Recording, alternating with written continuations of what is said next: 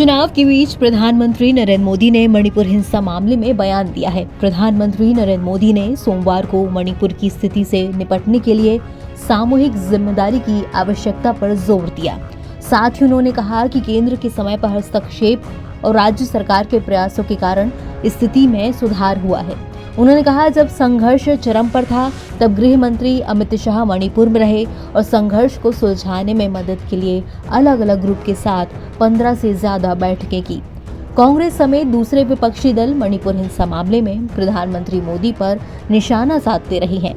Assam Tribune को दिए एक इंटरव्यू में पीएम मोदी ने कहा कि केंद्र ने मणिपुर संघर्ष को हल करने के लिए अपने सर्वोत्तम संसाधन और पूरे प्रशासनिक मशीनरी को लगा दिया। उन्होंने कहा कि मणिपुर हिंसा के दौरान गृह मंत्री अमित शाह वहां रहे और लगातार संघर्ष को कम करने का प्रयास किया। राज्य सरकार की आवश्यकताओं के मुताबिक केंद्र सरकार लगातार अपना समर्थन और सहयोग दे रही है। उन्होंने कहा, राहत और पुनर्वास की प्रक्रिया जारी है। राज्य में आश्रय शिविरों में रहने वाले लोगों की राहत और पुनर्वास के लिए वित्तीय पैकेज की व्यवस्था की गई है। कांग्रेस ने पहले पीएम मोदी की असम यात्रा के दौरान कई पूर्वोत्तर राज्यों में बढ़ती अस्थिरता और अशांति के लिए केंद्र की आलोचना की थी। विपक्षी दल ने हिंसा से जूझ रहे राज्य मणिपुर से प्रधानमंत्री की अनुपस्थिति पर चिंता भी जताई थी। मणिपुर में पिछले साल मई महीने में स्थिति खराब हुई, जब मैतेई समुदाय द्वारा अनुसूचित जनजाति का दर्जा दिए जाने की मांग के विरोध में पहाड़ी जिलों में आदिवासी एकजुटता मार्च निकाला गया। इसके बाद राज्य में जातीय झड़पें शुरू हो गईं।